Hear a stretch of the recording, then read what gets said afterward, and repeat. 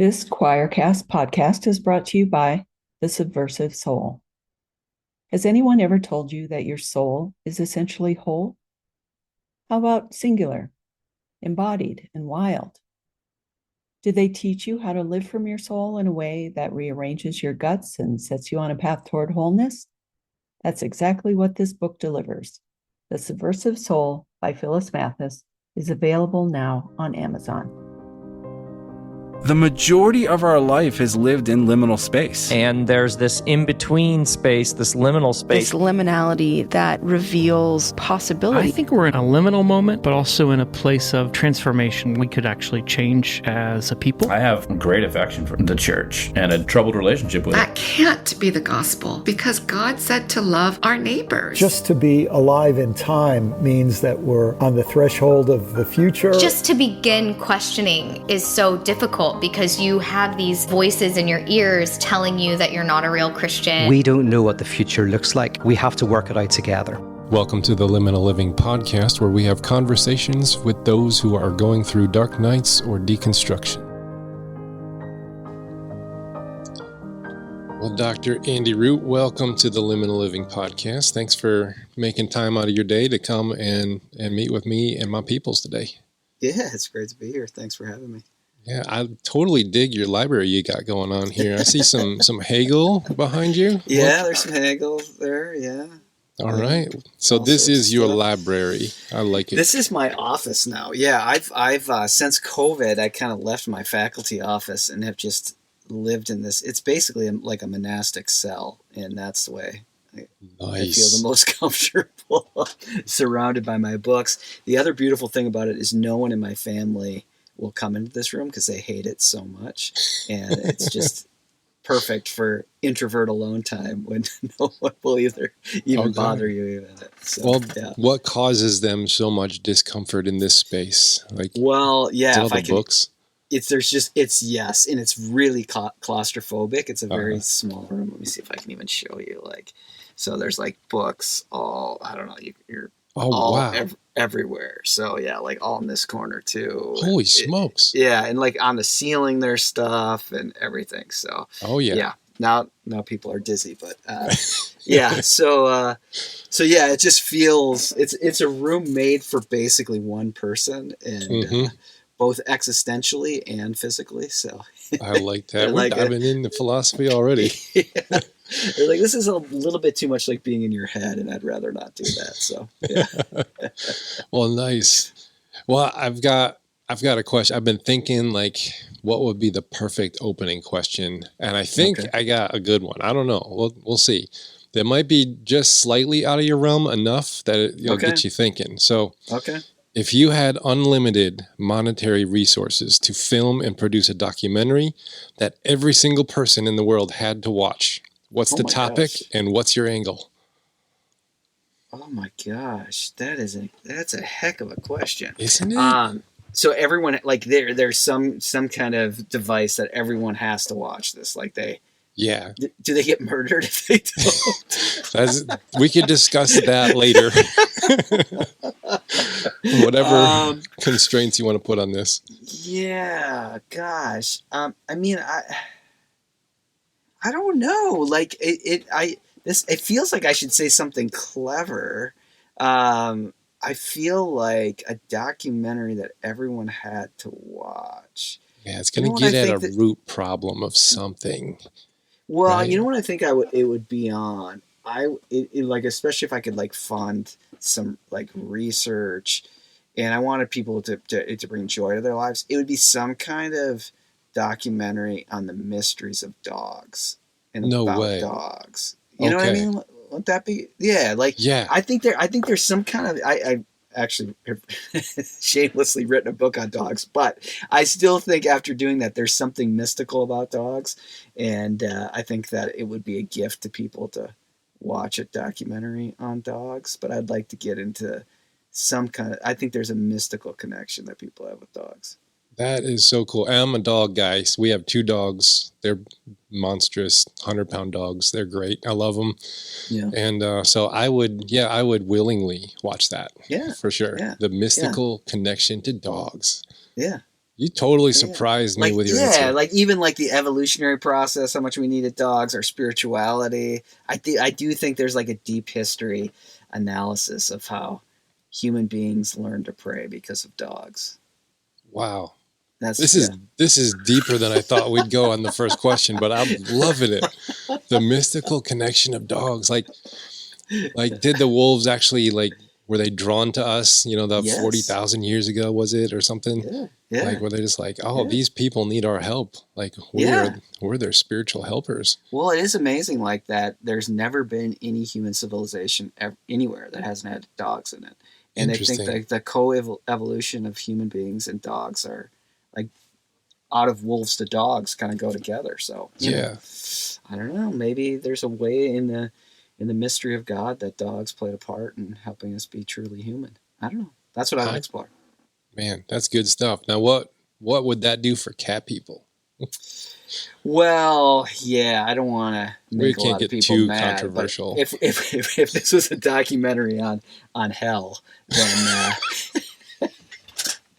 then there would have to be a chapter. I'm kidding. Oh, I don't want to go. Yes, that was perfect. I don't want to go anywhere negative on cats, but I'm not a cat guy, so. Oh man. Well, what are you up to these days? Like, what do you find yourself doing professionally and all that? I know you write lots of books. You have a podcast. It's amazing. Like, what do you do that occupies most of your time? Yeah, I mean, it's pretty much like the theme of this little monastic cell is basically I write, and I don't read in this room. I write in this room, but I need some sunlight to read. But that's really most of my day is reading and writing, and then cursing at my computer that I have emails and other administrative work to do. So what I'm really trying to do is avoid all meetings and administration and just try to read and write. So you're just gonna hide in your cell. Exactly. That's great. Exactly. I learned that like the root of the word cell comes from celestial, like it's the place where heaven meets earth, kind of a thing in the monk's cell. And it's the place where we are like redeemed, and so that's why they named prison cells as well, because that's supposed to be where people are reformed and all that. That's very cool. I did not know that. I had John Michael Talbot was one of my teachers in my master's degree, and he taught us all this monastic stuff that I had no idea. So yeah, it's pretty cool. Yeah. Well, what kind of soil did your life grow up out of, and how did faith play a role in that? Well, I don't know if I would say quite literally, but pretty literally. I grew up here. I'm in the upper Midwest now, so I'm in the Twin Cities in St. Paul, and I grew up in a suburb of St. Paul. And in this part of the world, Lutherans, it's like the only place in the States, at least, you throw a rock, you hit a Lutheran. And so I kind of grew up in that ethos. I Scandinavian grandparents and parents who just kind of went to the Lutheran church because that's where they were baptized and confirmed. So that's kind of the soil, is this kind of suburban, very much kind of like an Arcade Fire song, suburb soil, but where a kind of reverberation of a kind of Protestant Christendom still kind of existed in some kind of way, but really grew up having, and I've written about this too, so I'm just going back to my greatest hits here. But I had one of my first friends I ever had was diagnosed with cancer when he was 4 years old. So kind of where faith, the soil that faith grew up, that faith grew in me, was a soil that was really haunted by a darkness, by thinking even of soil of death and burial, and I think where I had a really speaking of mystical experiences too, I had a mystical experience with Jesus, who came to me in the midst of this loss, and I've just never been able to shake that. I just turned 50, and from a time I was 4 or 5 years old, and dealing with grief, but also just dealing with the existential terror of what it means to be a human being, and awakening to that as a 4-year-old. and it quite literally happened in soil. It was in a house was being dug out in a foundation, and I had a experience of falling into that hole, and it having a lot of symbolic meaning, and praying in that hole, and feeling the presence of Jesus Christ come and be a kind of binding force that ministers life out of death. And I've never been able to shake the depth of the gospel story because of that, and in many ways never been able to shake Luther's theology of the cross because of that experience as a child. Wow. That's definitely going to leave a mark. So are you still in the waters of Lutheranism today? Yeah, I am. I mean, I teach at a Lutheran seminary, an ELCA seminary, but I'm married to a Presbyterian pastor, so I worship in a PCUSA church, city church in South Minneapolis, and so I live between, and I'm educated at Princeton Seminary, and a reader of Karl Barth in some ways, so I kind of live between this Reformed kind of Lutheran kind of world, kind of Presbyterian Lutheran, and am not ordained in any of the traditions. Again, that's my wife is the ordained minister, and I'm just the pinheaded academic. And so, but yeah, theologically, I kind of live between this kind of Barthian Reformed perspective and this, Lutheran perspective, and particularly a kind of Luther's theology of the cross, which I actually think Barth was at his best early in his career when he was reading Luther more. But that's another argument.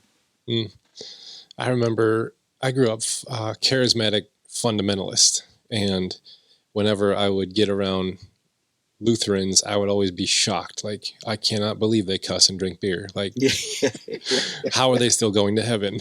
Yeah. Well, the crazy thing about Lutherans too is, like, I grew up in a conservative Lutheran denomination. So, like, being in the ELCA now, this denomination I grew up in would have been like, whoa, like those people, they got problems.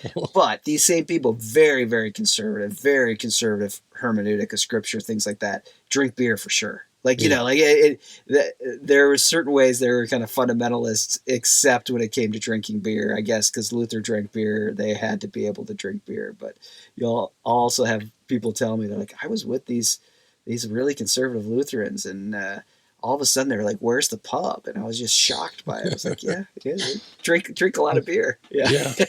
Well, and cuss Baptists too in some too. ways. It's the kind of polemical Luther that, Luther liked a good fart joke and to talk about what he did to the devil while he was on the toilet. So, kind of crass, gross, middle school humor is part of Lutheranism, I guess. Yeah. If I need a good giggle, sometimes I'll just go look up some of those crazy quotes from Luther. And like, there's just things like the Pope can kiss my pimply ass stuff,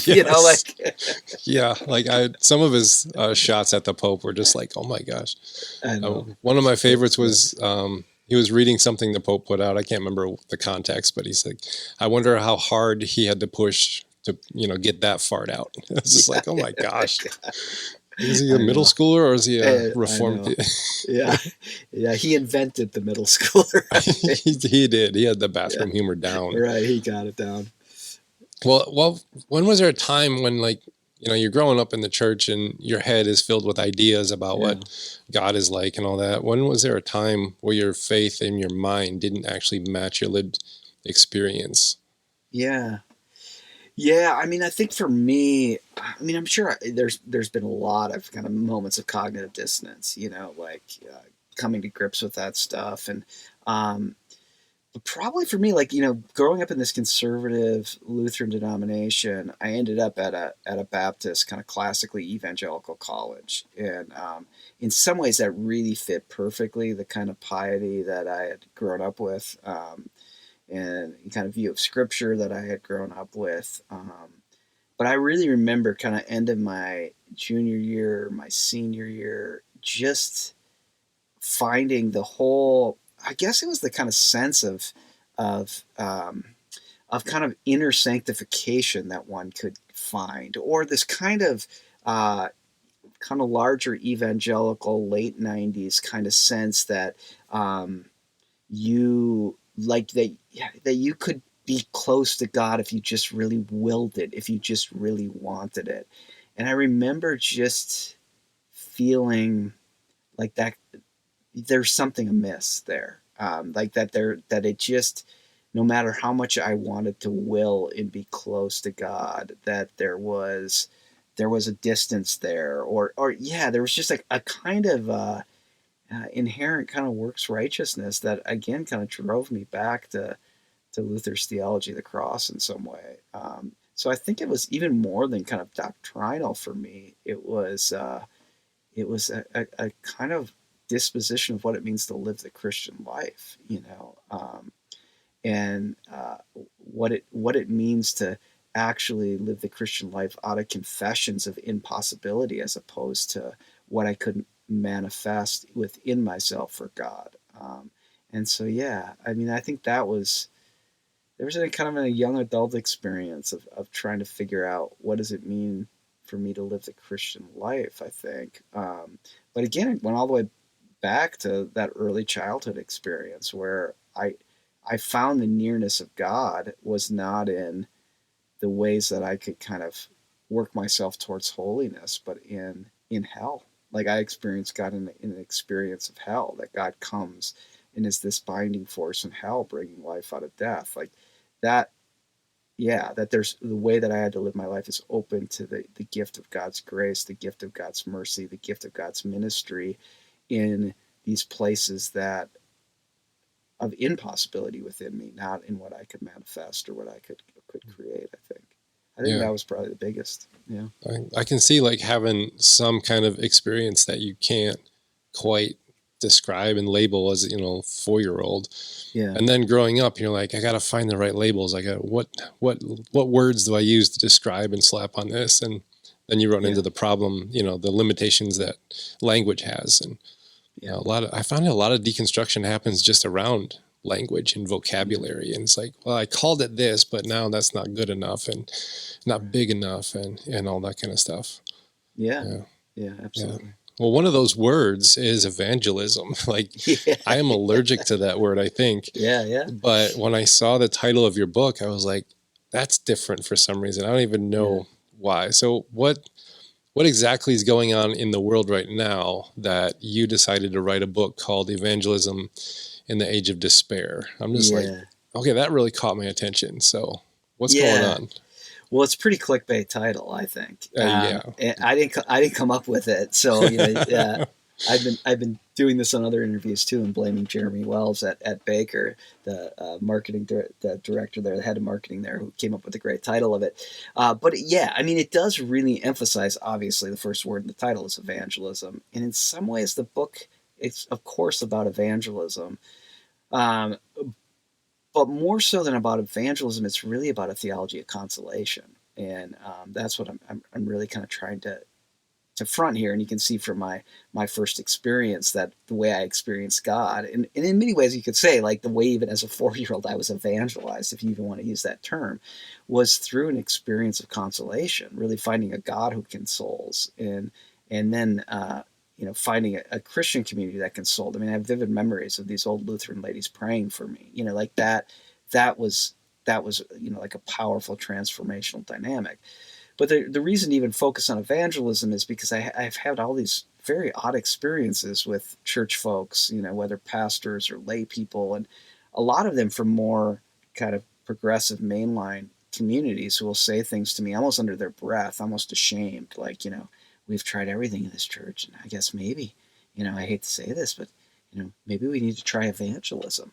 And really what they're getting at is they are in the throes of decline, and what they want is to get out of decline. They want more people to come to their church, and they're even willing to try evangelism to do that. Mm-hmm. So what I'm trying to do with the book is to say, that's a kind of crappy way to think about evangelism. First of all, there's something kind of crappy about thinking about evangelism as a bad word. And I get why we feel that way, but maybe we need to think about it differently. But then at the other side of it is like, we shouldn't run to it then to try to give some kind of religious patina to really what we're talking about is marketing here. Well, maybe we just need to market this and we should use evangelism, and maybe calling it evangelism will have more weight and will actually work. I just don't think I think that betrays maybe a deeper theological reality, but particularly in this moment is not very helpful. Mm-hmm. And so the second part of the title, In an Age of Despair, is really ultimately kind of thinking about what is evangelism. I mean, maybe one of the reasons evangelism stays on, say, seminary curriculums, or is still maybe you are interested in talking about it on your podcast, is it does have a certain overtones that it has to be contextual. So there's some way that we have to read the culture to do evangelism. And I think what we unfortunately have thought is we've kind of intuitively sensed that people are after being happy. And what evangelism could do, or the message of evangelism, or what evangelism offers, is that we could make our congregations or even our belief system another way, or maybe a primary device for you to be happy. It could help you with your happiness. It could add to your happiness. So in a broader kind of cultural way, that I think at the core, we see ourselves, particularly as Americans, but maybe just as Westerners, as hunters of happiness, that we just want to be happy people. And I think we're in the third decade here of the 21st century, that what we've discovered is that actually these are not very happy times at all. These are I think people are quite miserable. These have been, or to maybe say it this way, these have been sad decades, these first 3 decades of the 21st century. Mm-hmm. And there's some real external reasons for that. But one of the reasons we're just so deeply unhappy, I think, or so sad, is because our highest good is to be happy. And it has turned on us, and it has failed us. And where that really lives itself out quite practically is that people feel really quite alone, and feel alone really with the deepest human experiences. And we're trying something very strange as a civilization, which is to have no rituals and no practices to help people grieve the deepest griefs they have, to say goodbye to loved ones, to figure out how to move from one stage of their life to the other. And people are pretty much doing that alone, maybe with a Facebook post or an Instagram post, but for the most part they're doing that alone. And when people find themselves in need of consolation, they find almost no one there to do that. And so thinking about the church's ministry as primarily consoling our neighbors and walking with them into sorrow, and not just as an instrument. Like if you walk with people in sorrow, then they'll come to your church, but as a claim that when we get in and when we share sorrow with people, Jesus Christ is there. Jesus Christ is present. That we discover Jesus Christ again as a binding force who ministers life in death. And so I think this is what I'm trying to get at, as evangelism is more sacramental than some kind of strategy of getting people into some kind of club, but into an experience of where the divine meets the human in the midst of loss and suffering. Wow. That is a much better understanding of it, because growing up, grabbing the tracts, going to downtown Ann Arbor and passing out tracts on the corner like a weirdo, that was, theological colonization. That was like what we were taught to do, like tell people these 4 spiritual laws, or tell people, get people to pray this prayer. And then we came a little bit more covert about it. And it's like, now we're just going to do fun things at our church, market it really well, and try and get people to show up and call that evangelism. And like what you're hinting at is just something a lot, I guess it's got a little bit more grit to it. Like you're meeting people right where their humanity is like intersecting their experiences of life, not just giving them ideas about what ought to be. Yeah. I think we do that though as a society. Like we're even in non-religious spaces, they have that like trying to get your optimal performance and potential and your best self and all that other stuff. And then we got coaches that are helping people achieve their best self and all that kind of stuff. But it's not making us happy, as you said. Yeah. That lack of ritual really stuck. Yeah. And to your point, like in many ways, all of like marketing like basically like the story of Mad Men, like the TV show Mad Men, like since the late 60s, all marketing has become lifestyle marketing. It's not what the product does, but it's what the product means. And at that level, in some of these theorists would even say this, like that they learn from cults. And so really what people are trying to do when they're marketing to us is evangelize us, so I really want us to kind of pivot away from thinking of it that way, that what we do in evangelism is really lifestyle marketing with Jesus as the product. That seems like a really flat and problematic way of thinking about what it means to invite people into the good news. And evangelism is the angelic message, the message of the good news. It really is this message that this God of Israel made known in Jesus Christ takes what is dead and brings life out of it. And that when we are lost, this Jesus Christ goes to find us. And when we have to say goodbye, that this Jesus Christ sees us through these great events of goodbye. That's a very kind of different vision, I think, than religion, lifestyle marketing, but we so often think of it that way. We think of even our political party affiliation as a kind of form of evangelism, and we're trying to be converted to this way of thinking or even way of practice, but it is very instrumental. And I think that's the ultimate danger, is the kind of instrumentality that evangelism often becomes. And I tend to be one, and it's been the kind of through line of my work, that the biggest issue we face in ministry, particularly Protestant ministry, is the way that the modern project instrumentalizes everything. And if we allow our relationships in ministry to be instrumentalized, then we lose the dynamic kind of sacramental reality of where God becomes present.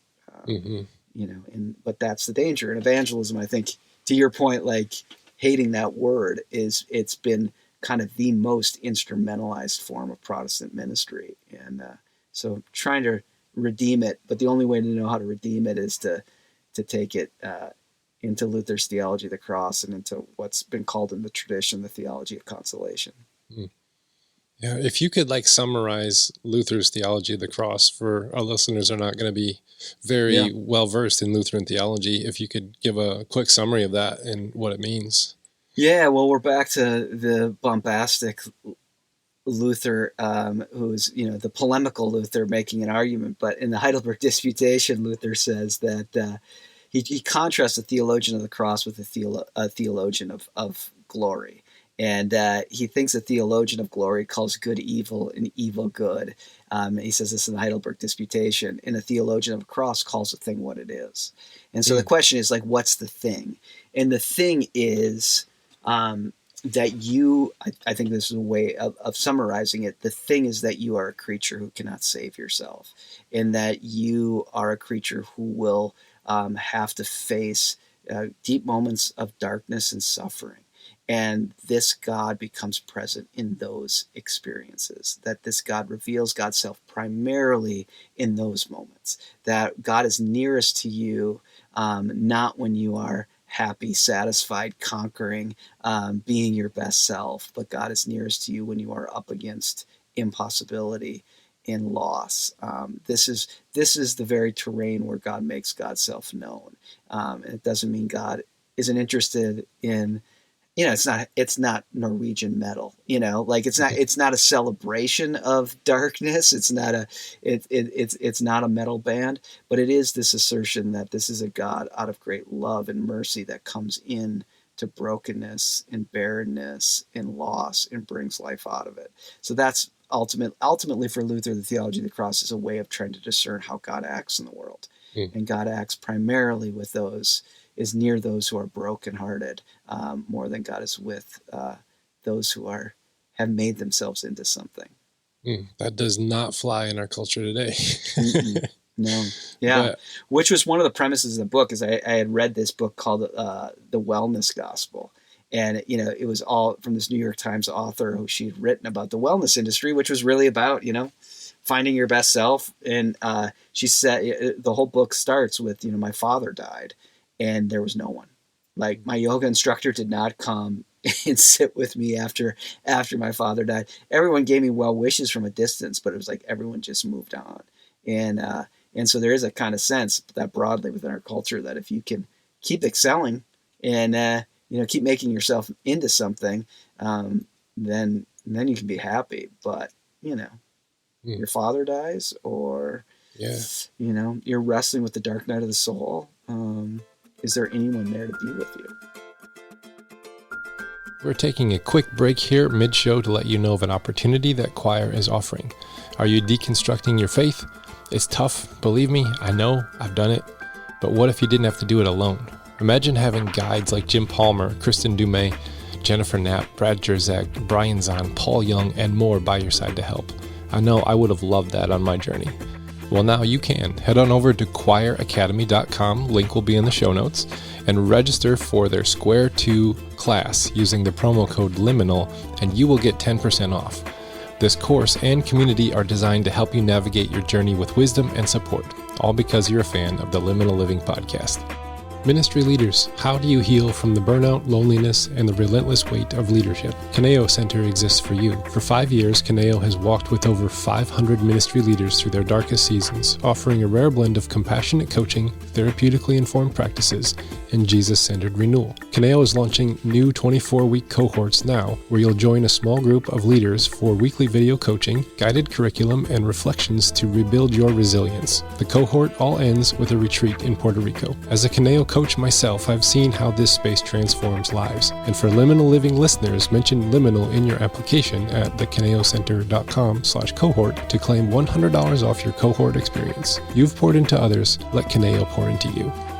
If you're in a dark night or deconstruction, you know how vital it is to ground yourself in intentional practice. That's why I'm thrilled to partner with the Monk Manual, a journaling system inspired by monastic wisdom and backed by science. The Monk Manual is a daily journal companion for reflection, purpose, and aligning your actions with your deepest values. Whether you're rebuilding after deconstruction or seeking clarity in transition, this tool turns liminality into grounded growth. And now, Liminal Living listeners can save 10% on their Monk Manual using the code LIMINAL over at monkmanual.com/liminal. And remember, the wisdom of liminal spaces lies in how we journey through them.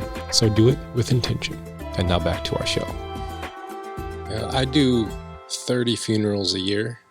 I've just like the funeral homes. There's like your plan A. If they don't have a pastor, you're like your plan A. And you're describing like what I try to do at a funeral. Like I don't get like real preachy. I don't throw theology down their throats. I just tell them, I celebrate their loved one and their memories. And, we talk about grief and what it's going to do, what it's going to feel like, how to walk it, how to ask for help, and really just how to like not let this moment bog you down and like you stay here, but how do we progress through, like moving through the grief, processing the grief, because we don't know what to do with grief. And, I say the same things at an atheist funeral as I would like the fundamentalist Baptist Sunday school teacher. And because it's very human and meets people where they are and gives them what they need, like that term ministry of consolation is really like, I think that describes what I'm trying to do at a funeral. And people come up to me, at every funeral I do without fail. And they say, how come nobody's ever told me that before? Like, how come no one's ever told me what grief is and how it's going to affect me and what it's going to feel like? And like, why doesn't anyone else do this at funerals? It seems like it should be the thing to talk about. But, Right. But it's also not just the words I'm saying, but like the presence I'm trying to give them. It's like this ministry of consolation. I really like those words. Yeah. Yeah, and there is a deep sense, I think, in this. Sometimes it's called the thin tradition of the theology of the cross, because it's been there throughout the tradition, but it's as Jürgen Moltmann says, it's never been much loved. Like it's hard. It's a hard word that God comes primarily in suffering and brokenness. We all want to avoid that, but there is inside this tradition, and Moltmann particularly works this. It's this deep sense, and it's contested, but this deep sense that God suffers. That God grieves, that God knows the experience of grief, that the inner life of the Trinity, that grief and the experience of loss is within that. And Moltmann is really building off Luther there, that there's this deep sense. So to share in another, the point of that is to share in another's suffering and to console them. This is the sacramental element, is also to participate in the very being of God. Because in what binds us to God is not our good works, but our suffering, because this is what God experiences it. So there's a communion around suffering and loss and grief, that the very God of the universe knows that experience as the Father loses the Son, and the profundity of that reality, and acts over and against to conquer that separation and bring life, and promises us that same experience, that same salvation and resurrection because of that. But that becomes real grief, real loss, and yet God is one who inhabits that space and has inhabited that space. I've noticed in certain like theological circles, they tend to like glorify the suffering and the pain, and being like, this is going to make me stronger, or it almost seems like cyclical. Like, why did God put me into this scenario where I lost, a loved one? Well, to make you stronger. Okay, that's good. I'm stronger. But for what? To handle the next tough thing God sends your way. And it becomes like this cyclical thing. And people really tend to, like, they gravitate towards this like over glorification of suffering. And I've found that you don't need to glorify it. It's just going to be present in everyone's lives. Why do you think we're drawn to it in that way, kind of in a morbid kind of a way? And how do we avoid morbid fixation on that in the midst of the reality of it? Yeah, well, I think the morbidness, I mean, it can go in a defeatist direction, where you're just like, life sucks so bad that I can find some, it's a little bit like the weird kind of sadistic joy you can get on just keep pressing bruise. You know what I mean? Like it hurts, but it also kind of starts to feel good in a kind of hurtful way. So there's a kind of morbidness that we can fall into. But to me, that's one trap. But the more sadistic and problematic trap is to see your suffering as a kind of form of personality workout. Like, what doesn't kill me makes me stronger, and this is just preparing me for the next battle. Or, like you hear professional athletes say this, like, yeah, we got knocked out of the first round of the playoffs, but that's just going to make us better next year, and eventually we'll win the championship. And I just think that's a kind of neoliberal capitalist positive spin on loss, and I think that can be deeply problematic. I think one of the reasons to concern ourselves with this loss is because it's just fundamentally human. No one gets to live a human life who doesn't say goodbye. Like, we're always saying goodbye. And the question is, do we have any meanings in these goodbyes? And even more so, is there any kind of presence that meets us and gives us some kind of narrative and story to hold to on what happens in these great goodbyes? But no human being gets to live a life without saying goodbye.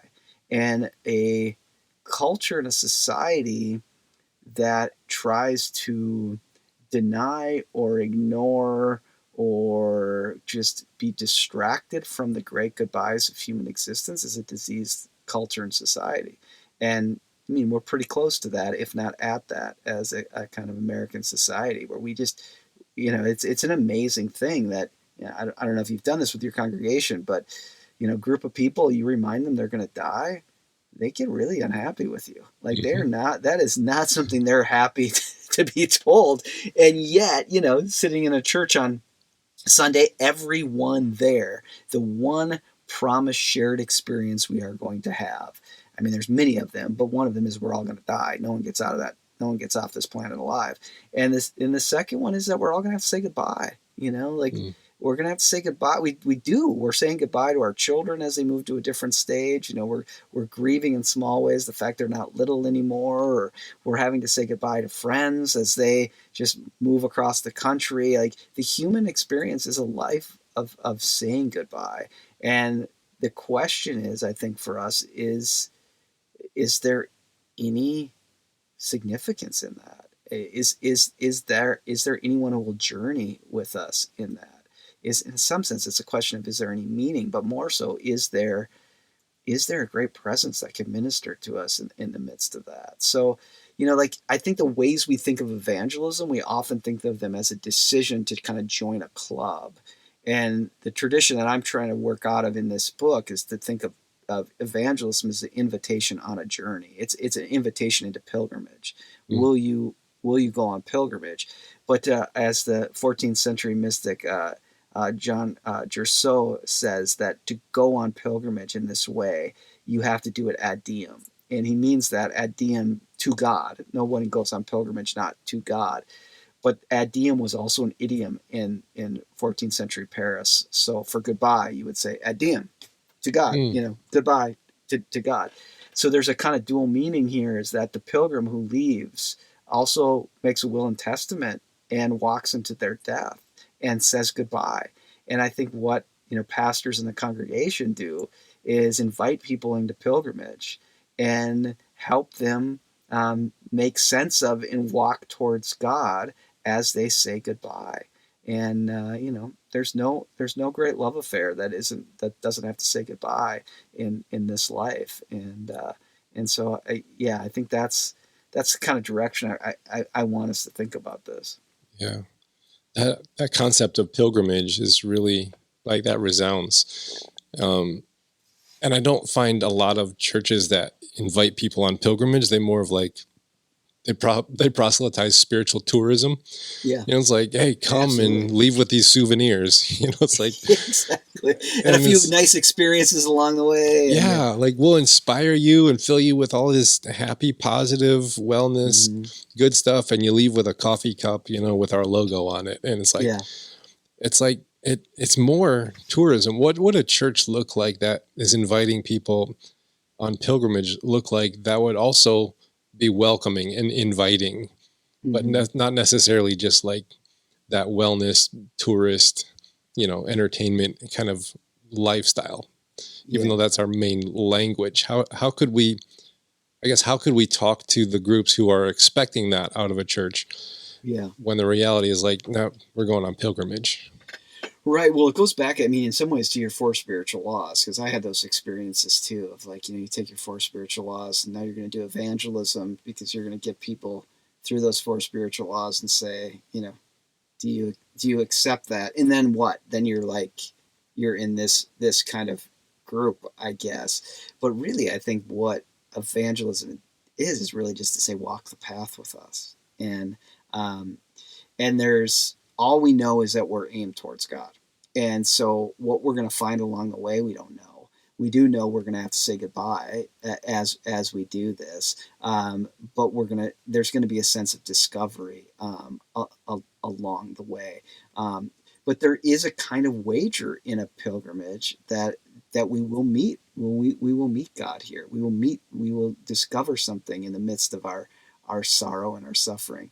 I guess the connection to, like, the 4 spiritual laws and the walking of pilgrimage is to think a bit, and I work on this in the book a bit with the polymath Blaise Pascal, maybe one of the greatest minds of European history.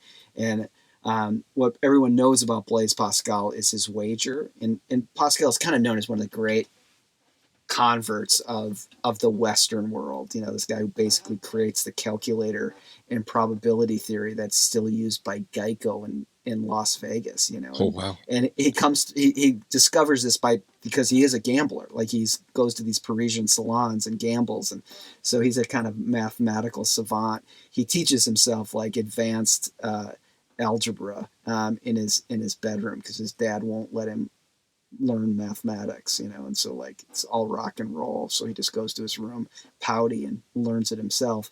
But he has this conversion experience, and he writes. They find this in his jacket after he dies, this little piece of paper that says, "Not the God of the philosophers, the God of Abraham, Isaac, and Jacob. Fire, fire, fire."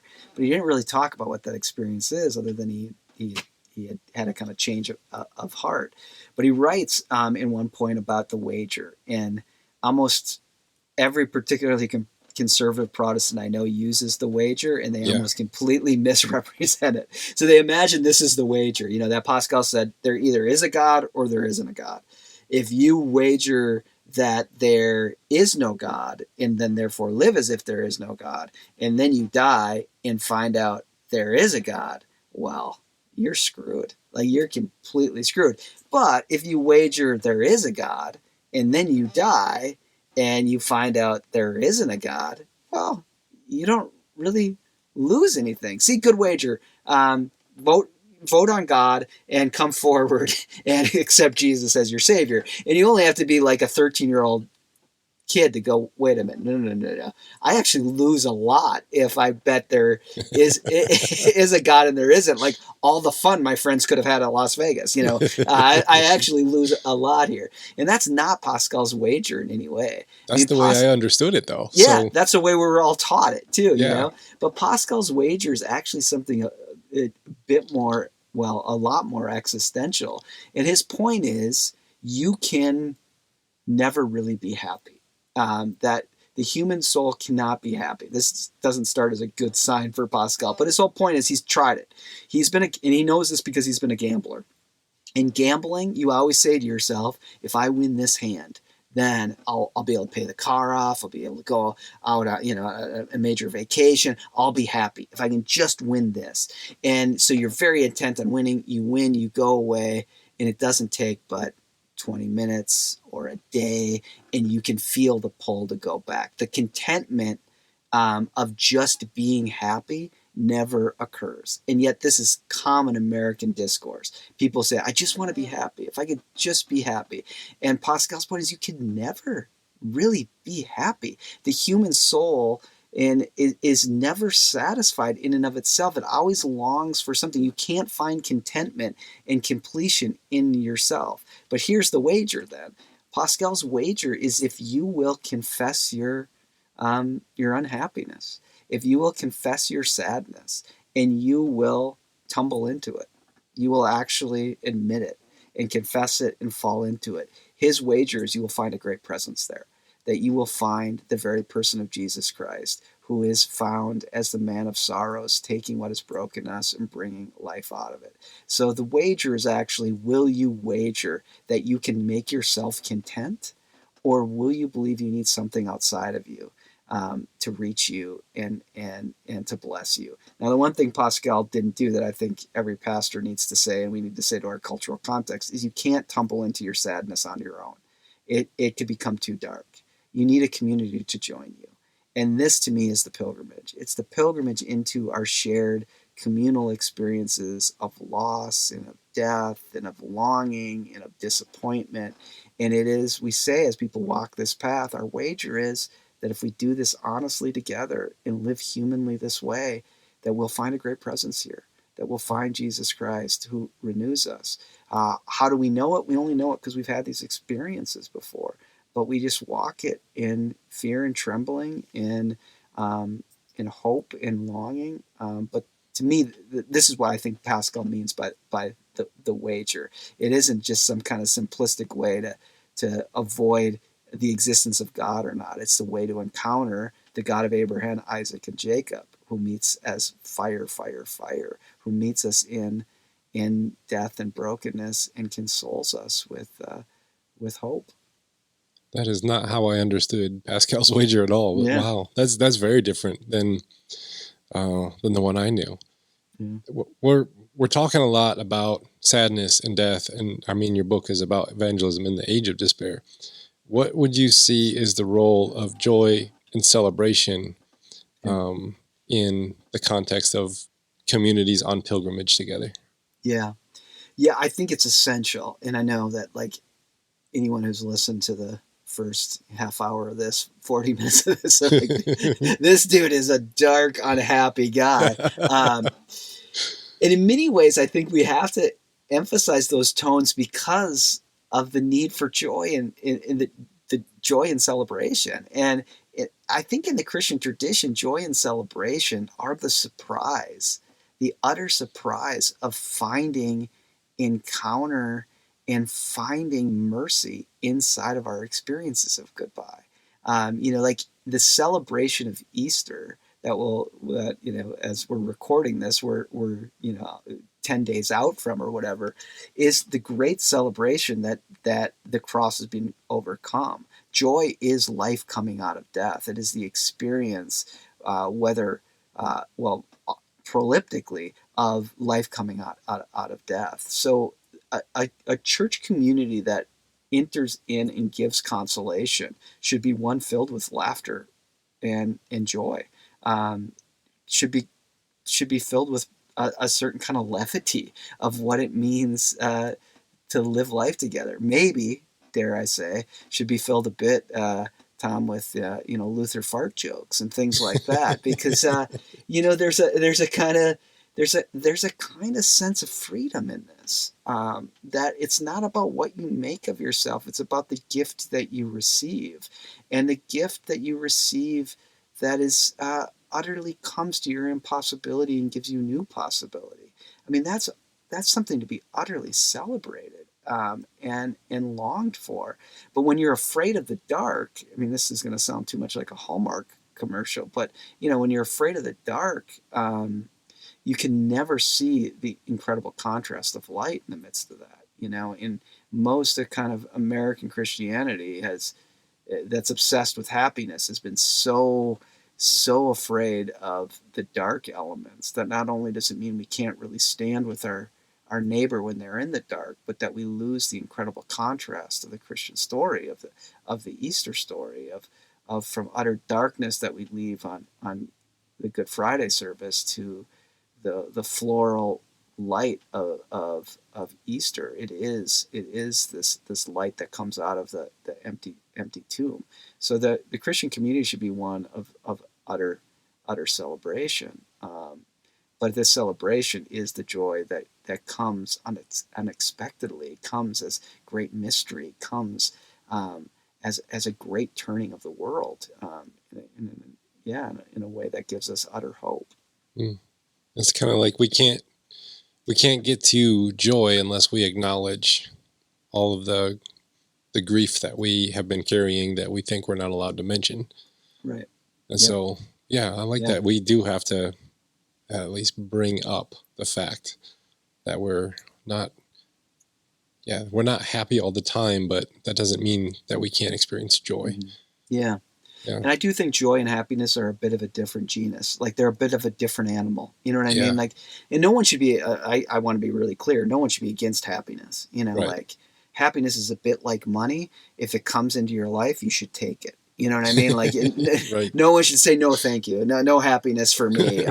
If happiness comes, take it. The question for us, particularly as Americans, but as Westerners too, is the question of, is happiness worth living for?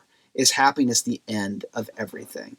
And, like we should take happiness if we get it, but is there a deeper story? Is there something more significant?